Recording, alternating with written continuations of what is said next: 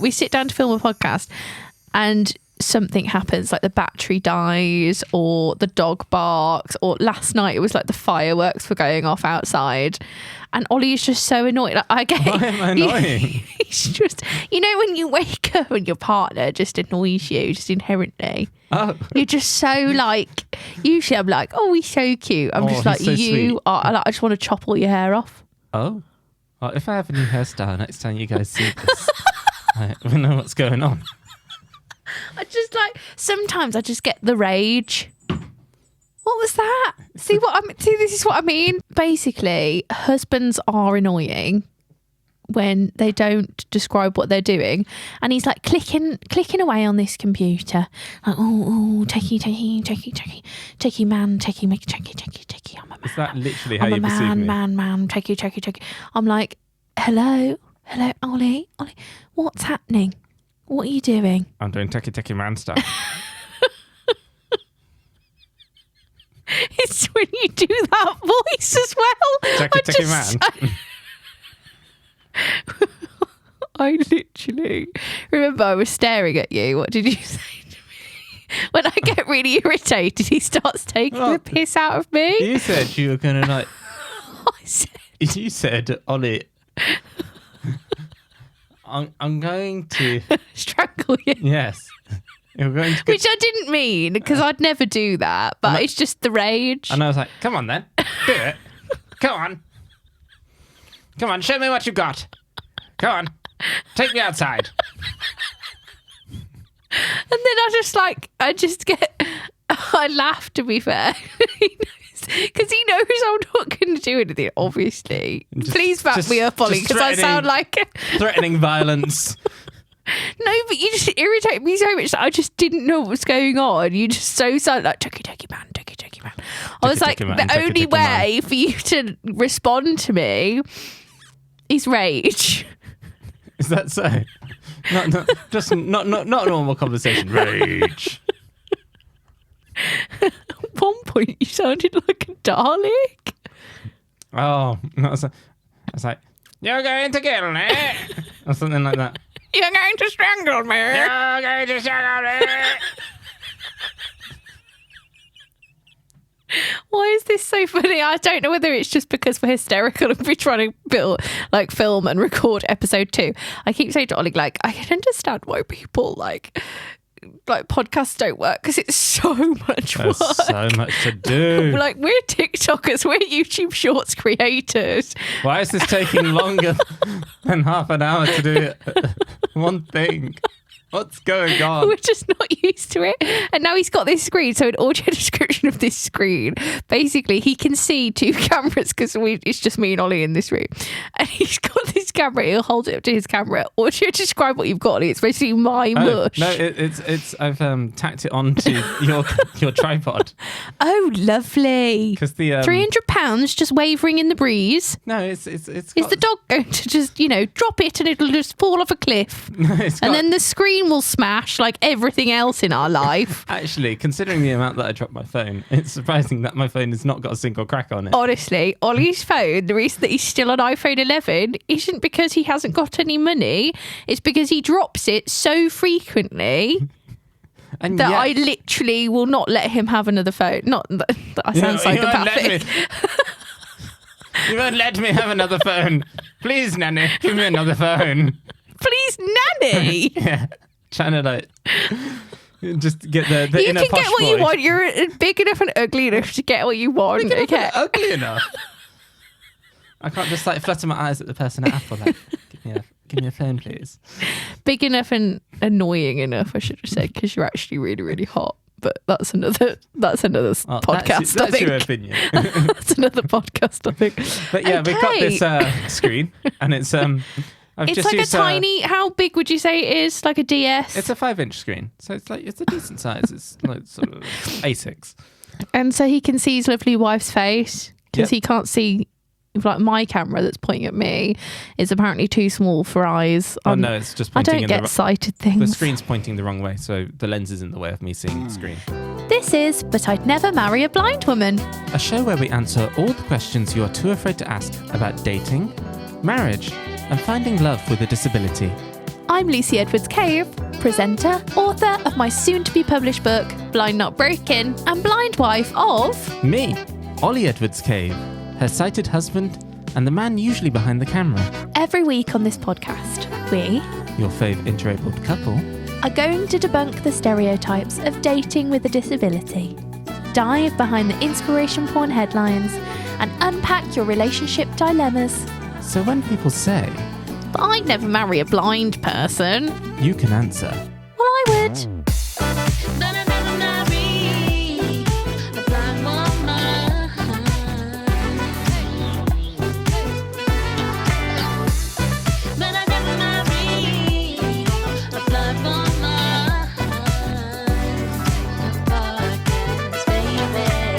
My boyfriend doesn't want to have sex after I was disabled. I used to be very beautiful and very able-bodied until last year when I was hit by a car. Aww. It caused a stroke, which Bless took her. away function of the left side of my body.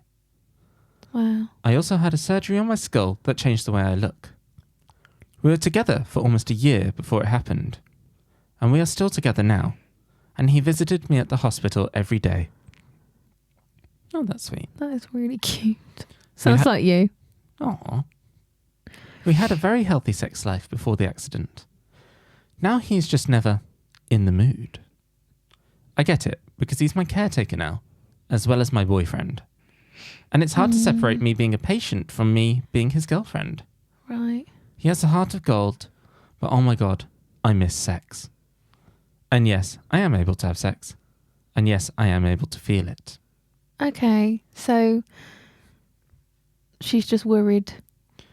Well, by the sounds of it, I'm thinking that he... Is seeing himself more as a carer role than a partner. Exactly. So I guess to unpack this even more, maybe we kind of share our experience in order to give advice. I guess so. With yourself, Oliver Edwards-Cave. Yes, that is me.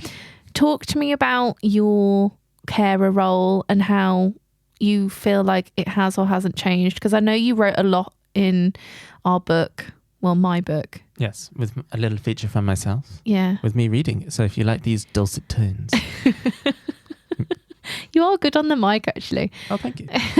Not that I should say that in a very you're actually quite good. Well, to be fair, I'm behind the camera anyway. What I was thinking is that if we share a bit from that chapter and give advice to this couple, because I think our experience has been quite similar, although we haven't really necessarily felt what this lady feels. So, well, I guess the core of our relationship is that we're a married couple, but Lucy doesn't have any external carers. So it's literally in the times that you need certain things checking, which in all honesty, tend to be... Period.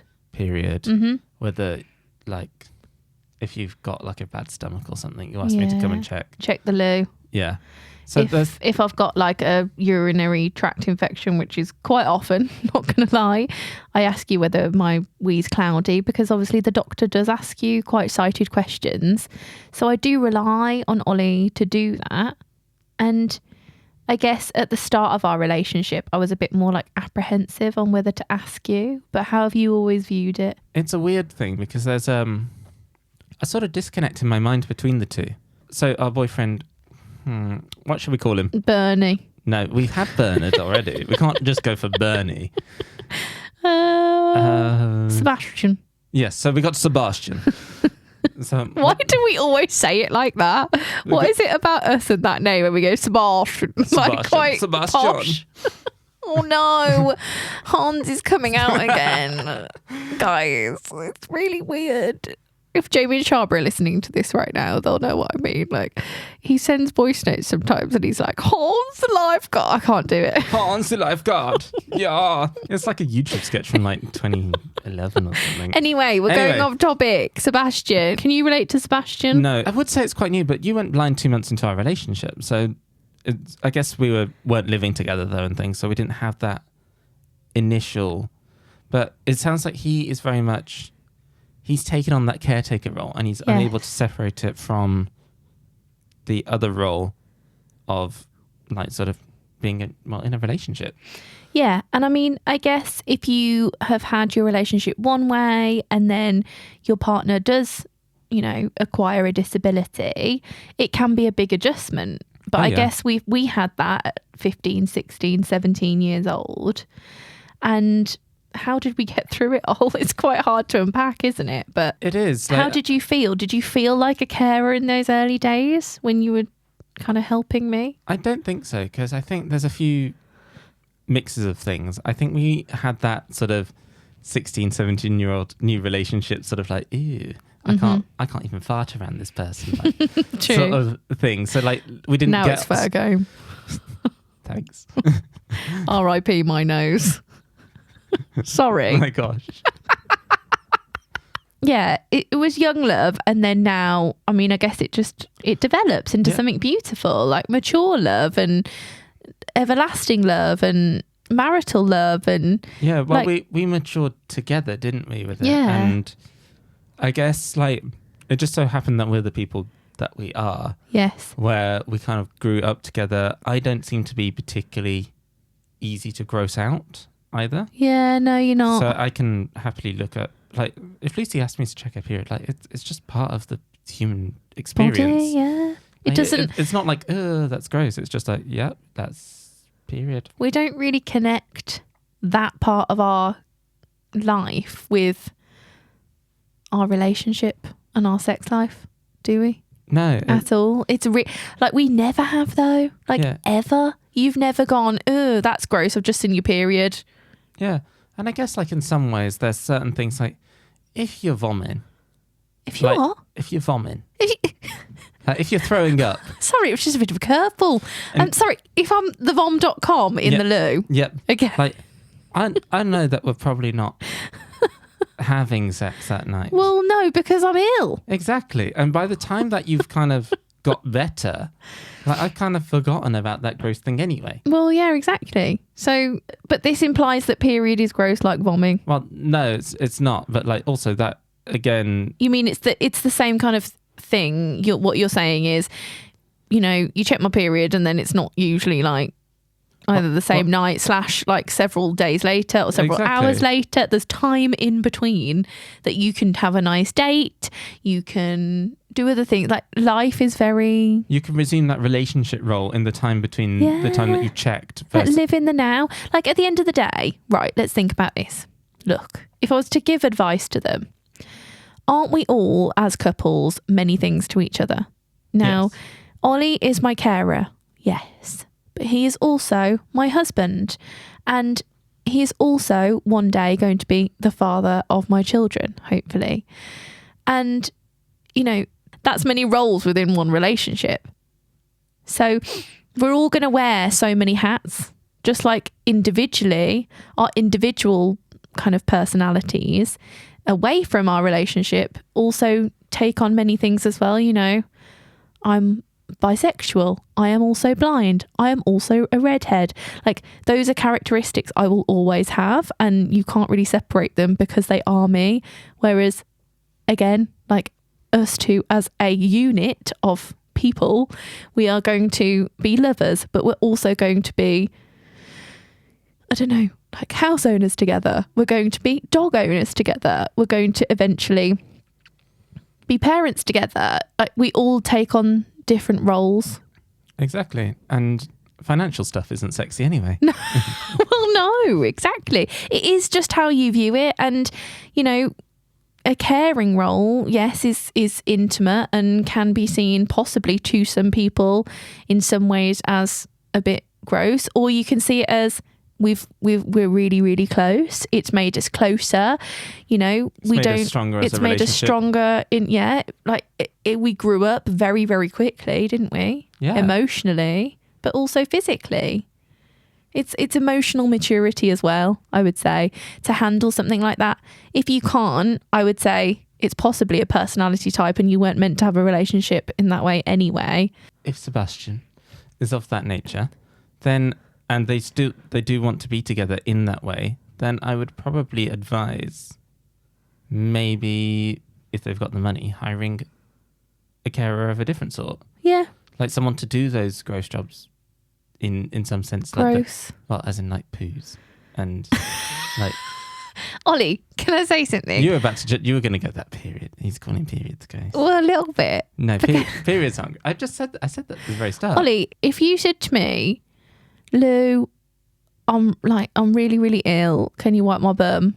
I'd be fine with it. Yeah, but that's me and you. Me and you have gone through like this sort of. But it doesn't gross me out though. No, but like.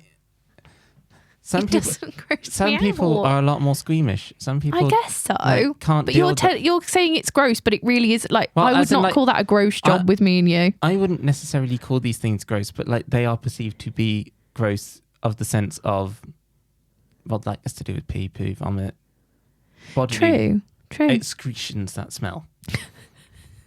Sexy, everything about you so sexy.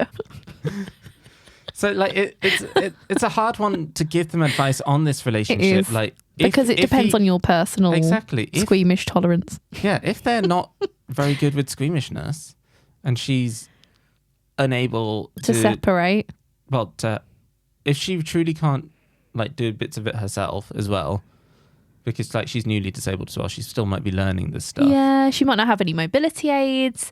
Also, when you're becoming disabled, you're not really thriving, you're just surviving, and you're working out how to deal with your own disability. Yeah, so you won't feel like you have a sense of self. And I think also I didn't really feel that sexy when I didn't really feel like I had a sense of self. I think there's that element of it as well. Exactly. You had quite like a few years of resetting. You had HAB training, like where people would come in and teach you how to like cook again, how to move around, how to do things with your washing machine. All of that stuff, like it is quite dehumanizing. But they might still be in that stage. Not the HAB officers, but like feeling like it's all stripped away from you, your whole life. You know, how are you meant to feel sexy in that moment? You're not, are you? So it might not just be, you know, something wrong with both of you in the caring role. It might be like both of you feeling, oh, well, this is different now. One of the things the comment said is fear of hurting, like. Is he seeing her as delicate? Oh, well, there is this perception that disabled people can't have sex and we're fragile and it's terrifying. Oh, we just noticed this big RNIB campaign, didn't we? As we were driving home today. I loved that. Tell them. It says... Audio, describe the poster. So it's a woman who looks a bit dishevelled. She's ginger, actually. Oh, Jeange, love it. And is that offensive? I don't know, but I love it. I call it myself. No, I don't believe it is. I just love it. I just feel free and ginger. But she is under the covers, looking a bit dishevelled. Yeah. Looking like she'd just done the deed. Yeah. And there's a man sort of blurred in the background, brushing his teeth, who looks like he might be a bit naked. Fair play. And it says, big text. I may have lost my sight, but not my libido. I was like, yes, that's amazing. Go them. I love the RNIB. I think they're getting a bit more like woo with their adverts. Yeah, getting a bit risque. I think it's amazing. Like I would have never, would you have ever seen an advert like 10 years ago when I first became blind like that? No chance. The RNIB was just aimed at old people back then. Yes, but now it's so cool because you're seeing like loads and loads of TikTokers and Instagrammers and people like me and Ollie like out there, like we are sexual beings and we are just normal people. We're just normal people that happen to lose our eyesight. And I don't know, I just think there is this stereotype that, you know, you'll just break a disabled person if you have sex with them. And it's just like, no, maybe we just need a bit of communication. Yeah. Like just a bit of communication. Just like, you know, that thing, you know, your mouse that you just kind of talk with. Sometimes, like, weirdly, like, it may seem a bit unnatural to do this, but have a deep and meaningful. Yeah. Like, not when you're necessarily going to have sex. Yeah. But, like, sort of like a day before, or where you're feeling slightly, like, sort of in the mood, but you're not quite, like, down for it. Yeah. Have a deep and meaningful with Sebastian. And, like, talk out about what it is that you feel comfortable doing. I agree. Yeah. I mean, that's, to be honest, that advice is amazing, whether you're talking about intimacy or not. It's, it carries in the rest of our relationship as well. Like, do you feel happy? Yes or no? If you don't, no, let's not do it. Like when we're in a situation and I'm very overwhelmed with my disability, or you're very overwhelmed and feeling anxious, we just we tap out. We're like, bye. Yeah. Or we push ourselves if we feel like we have energy that day. We're flying each other's flags. Exactly. We're each other's best support. Yeah. Best friends. Ollie was my best friend before he became my boyfriend and now husband and fiance.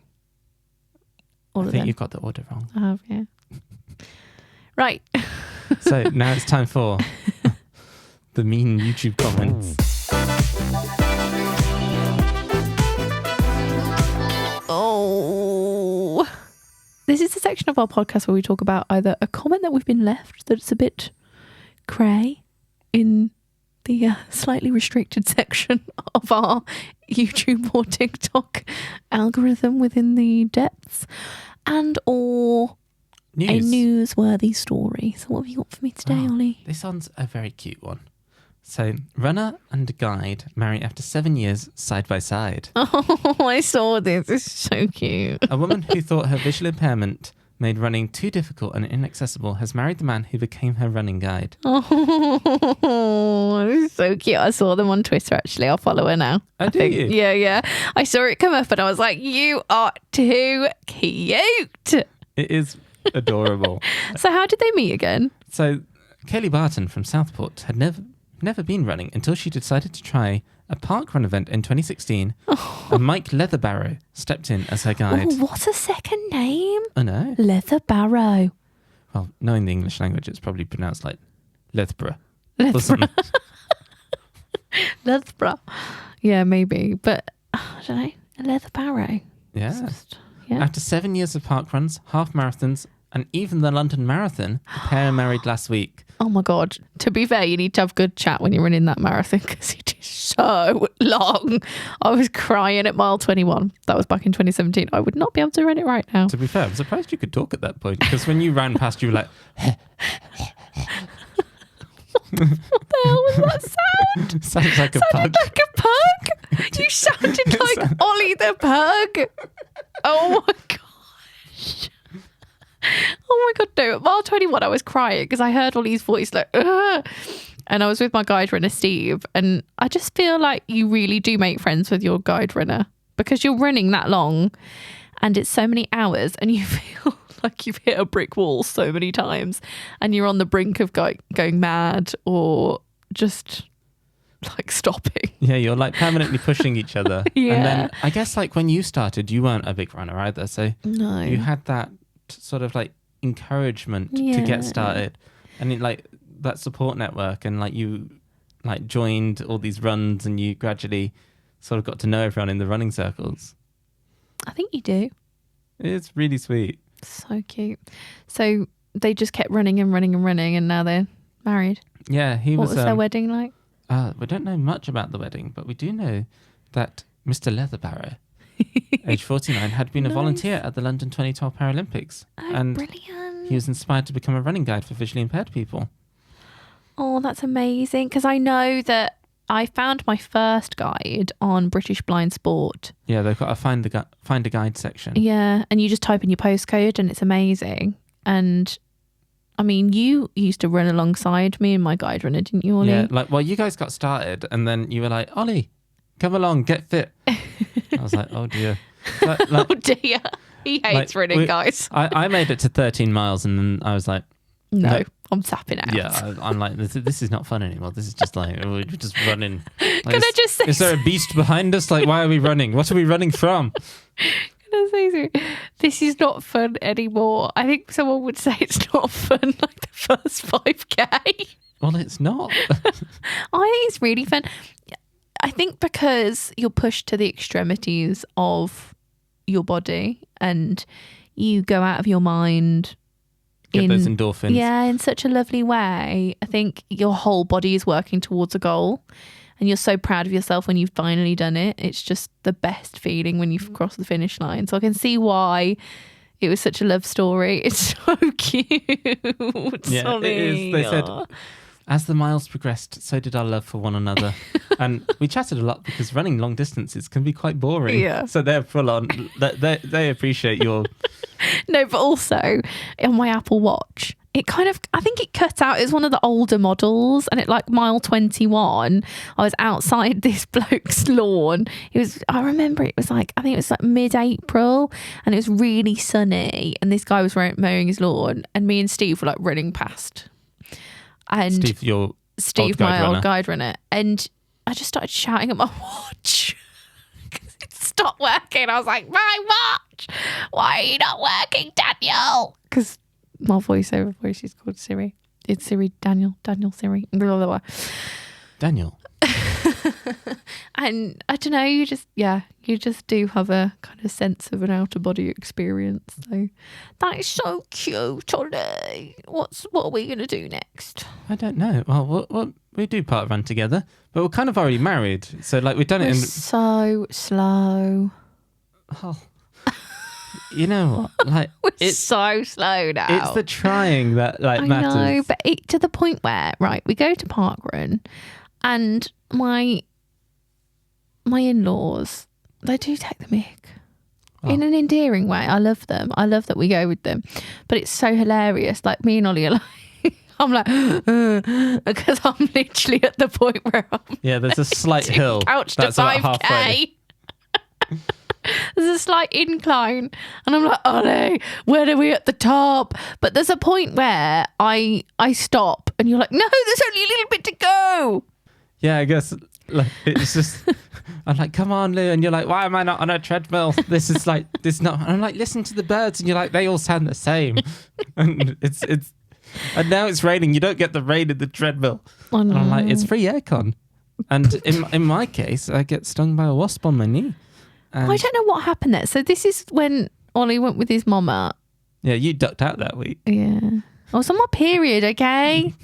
I think you just ducked out. I think you just ducked out. Cheers, babe. But I was running along, and suddenly I just get this like sharp pain in my knee, and I'm like, ah! And then I look down, and there's this wasp that's just crawling on me, and I quickly swat him away. But then... What else happened? It kind of gives you a second wind. I was exhausted at that point, but then you get the adrenaline from it. So I recommend, if you're really doing long distance running and you want that final kick, just have a box of wasps. You're so annoying. Why am I annoying? No, it's a good technique. The natural method. Ollie, that is not a bit of advice. What else did you do that day? Because you came home very upset. Oh, I lost a Google Pod. Google Pod. Is that what they're called? Oh, Hashtag gifted. What are they called? Like Google Pod Pros? I don't know, but they were amazing. Pixel Buds. That's what they're called. Pixel Buds. Yeah. I didn't even know that. But they sent them to us as a PR gift a couple of years ago, and they were they wwere amazing for running. Yeah. But didn't you just drop one or something, and then you couldn't find it, and you've still got the other one? It fell out of my bag because I had one in. And that was the one that stayed in. And then the one that was in the bag fell out somehow. Don't know what went on there. And then just could not find them. But I'm really sad because my AirPods have now broken for the gym as well. And only one of them. And my AirPods have been nicked. I think... No, this is a theory. So Ollie's AirPods say they're not his AirPods anymore, but he can still see them on Find My iPhone. Yeah, but they're not anywhere near. They're in they're in a bit of the city centre that I never visit. They're just... Yeah, they've definitely been nicked, haven't they? Yeah. But yeah, that's the little love story. We're not going with horrible comments from our restricted section. I keep saying restricted section. Well, it's the... what did the YouTube call it? I don't know. I think they actually do call it restricted. Comments, do they? Yeah. Well, that's it. That's just today. Wherever you're listening to this, wherever you get your podcast from, please don't forget to like, comment, share, subscribe, do all of the amazing stuff. And if you want to send us a dilemma, because at the moment we're going off Reddit dilemmas because we haven't released as many podcasts yet for your feedback, darlings. We would like you to comment your dilemmas if you want us to read them out on the podcast. Or email them to... Yes. help@lucyedwards.com. Not in capital letters. Just help@lucyedwards.com. That's help. HELP @ LucyEdwards.com. LucyEdwards.com. There you go. We'll see you soon. See you soon, guys. Bye, guys. Bye.